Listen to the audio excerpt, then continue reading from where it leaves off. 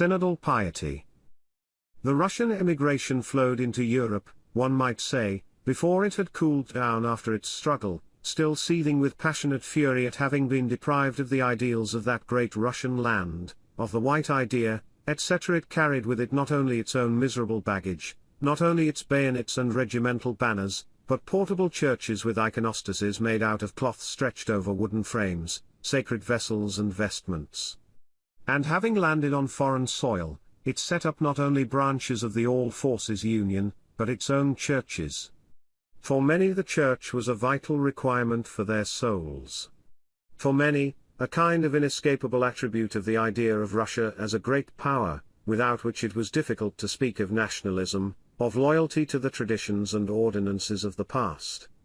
The church was a reliable and recognized political and patriotic symbol. Somehow its inner meaning did not attract much attention. The important thing was to commemorate the anniversaries of the tragic deaths of national heroes or the anniversaries of the establishment of glorious regiments. In church it was possible to organize solemn, sober demonstrations of one's unity, one's loyalty. One could participate in services of intercession for the departed, kneel on one knee during the singing of Memory Eternal, endnote, kneeling on one knee, instead of both, was the accepted military stance, eagerly imitated by boys and any other male with even the remotest, real or imagined, connection with the military. Translator, gather around the senior officer present. Very often a considerable degree of ingenuity and energy were expended in fashioning a censer or seven-branched candle stand out of empty food tins, or in converting some drafty barracks into a church. The existence of the church was essential, but the motivations for this need often were of a national rather than ecclesial character. If we try to discover the origin of such an attitude, it isn't hard to find its roots in the previous ecclesiastical epoch, the so-called synodal period of the Church. From the time of Peter the Great our Russian Orthodox Church became an attribute of the autocratic Russian state, one department among other departments, and took its place in the system of government institutions, absorbing into itself the government's ideas, experiences, and the taste of power. The state granted it protection, punished offenses against the Church, and in return demanded condemnation for offenses against the state. The state appointed the Church's hierarchs, kept an eye on their activities with the help of the chief procurator, assigned administrative tasks to the Church, and made it a party to its political expectations and ideals. After 200 years of such a system's existence, the inner structure of the Church was itself changed. Spiritual life was pushed into the background, while on the surface one had an official state-sanctioned religiosity, with certificates being issued to civil functionaries, certifying that they had been to confession and communion, since without such a certificate the functionary could not be considered a loyal subject from the state's point of view. This system led to the creation of a special religious psychology, a special religious type, with a particular kind of moral foundation, a particular kind of churchmanship, and a special way of life. For generation after generation people were schooled in the idea that the Church is of utmost importance, something absolutely necessary, but still it was only an attribute of the state. Piety was one of the state virtues, necessary only because the state had need of pious people. The priest was an overseer appointed by the state to look after the correct performance of religious functions by loyal Russian subjects. As such he was a respected figure, but nevertheless as an individual he enjoyed no more respect than did other functionaries who looked after social order, the armed forces, finances, etc. The synodal period saw a completely defeatist treatment of the clergy, the utter absence of any distinctive status, and even a tendency to treat them as inferior, not allowing them entry into so-called society. People went to confession once a year because this was what was required. They got married in church, they baptized their children, buried their dead, stood through prayers of intercession on royal festivals, and, when they were particularly pious, served acathists. But the church was something quite separate from the rest of life. People went there when it was called for, and it was certainly not called for to overdo one's churchiness. This was perhaps done only by the Slavophiles, who by their conduct slightly modified the established, formal, official tone of polite relationship toward the Church. It is only natural that the synodal type of piety was grounded, in the first instance, on the cadres of the Petersburg ministerial bureaucracy, that it was linked specifically with bureaucracy and so was spread throughout Russia through provincial bureaucratic centers to the local representatives of state authority. This whole system foreordains that the most religiously gifted and fervent believers would find in it no place for themselves. They either went to monasteries, seeking to separate themselves completely from all superficial church activity, or they simply revolted, frequently protesting not only against the Church's institutional system but against the Church itself. This is the origin of the anti-religious fanaticism of our revolutionaries, which so resembled, in its earliest manifestations, the flaming passion of true religious life. It attracted to itself all those who thirsted for an inner ascetic challenge, for sacrifice, selfless service and disinterested love, all of which the official state church could not offer. It must be said that during the synodal period even the monasteries succumbed to this general process of disintegration of the spiritual life. The all-powerful arm of the state was extended over them, over their morals and way of life, and they were turned into official cells of the overall ecclesiastical establishment. Thus there remained in the church for the most part either those who were lukewarm, those who could keep their religious impulses under control, or those who could channel their spiritual needs into the system of state values. In this way a system of moral ideals developed. No doubt what was held in the greatest esteem was good order, a respect for the law, a certain reserve, along with rather firmly expressed feelings of obligation, respect for one's elders, a condescending concern for one's juniors, honesty, love of fatherland, a reverence for authority, etc. No special exertions were required. Creativity was suppressed in the interests of good order and the general purposes of the state machine. Podvychniki somehow failed to appear in provincial cathedral churches.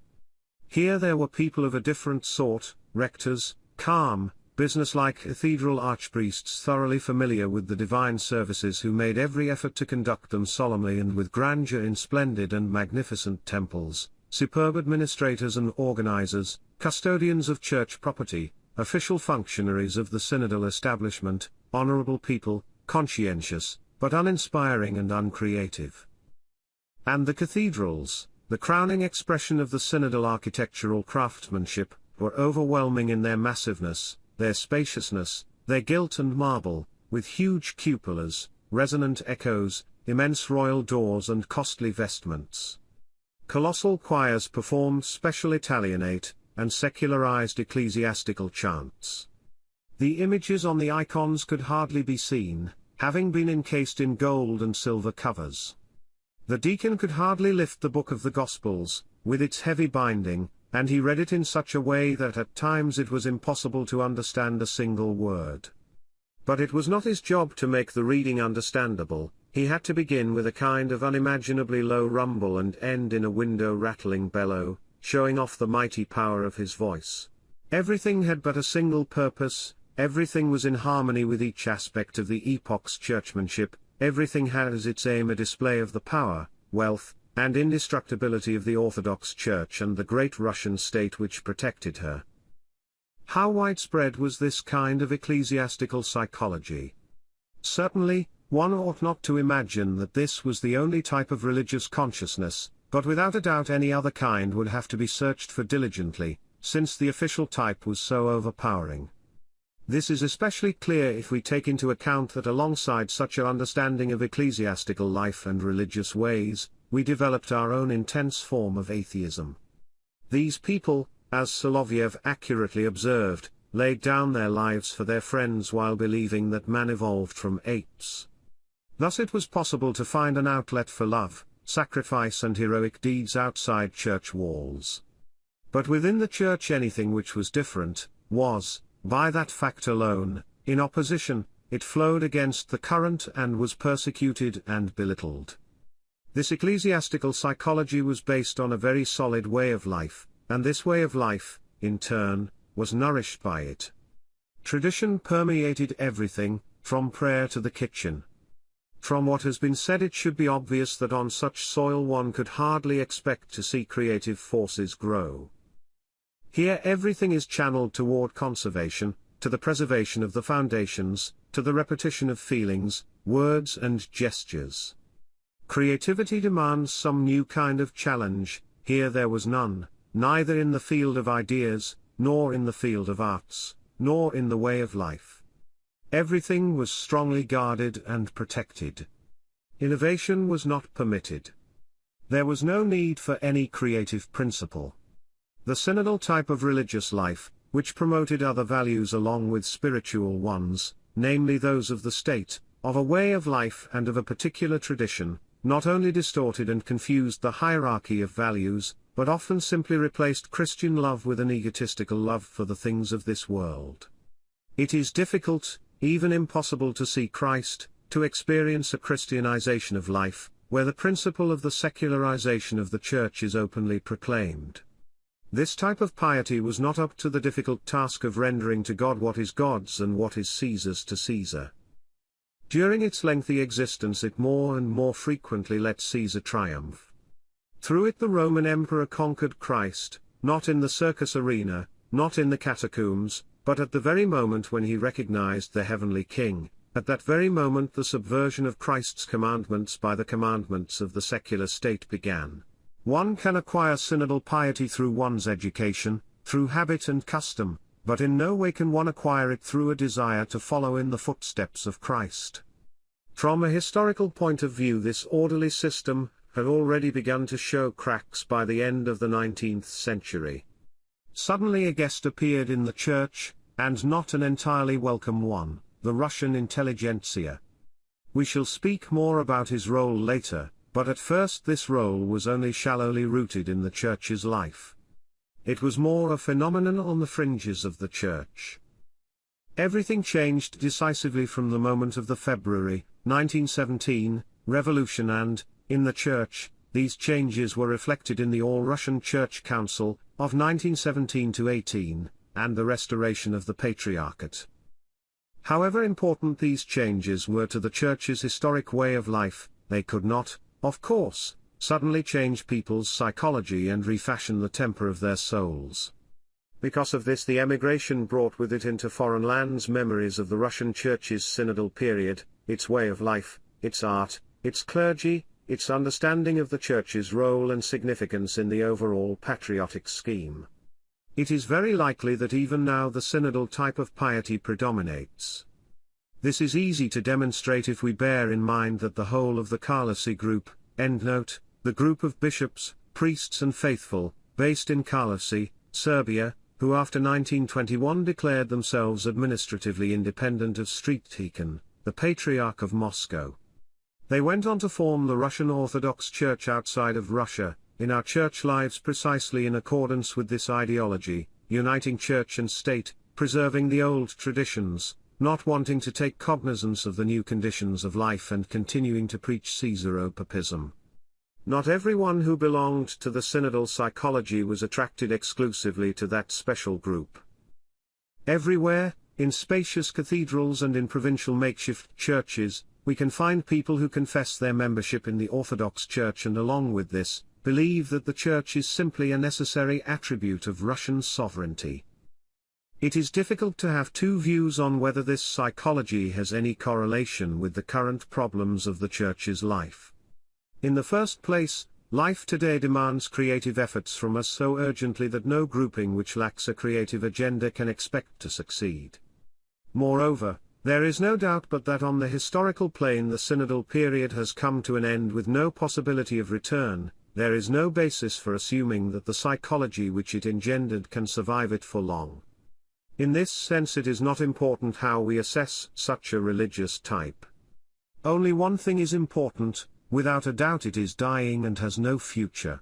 The future challenges the Church with such complex, new and crucial problems that it is difficult to say offhand to which religious type it will give the possibility to prove itself and reveal itself in a creative manner.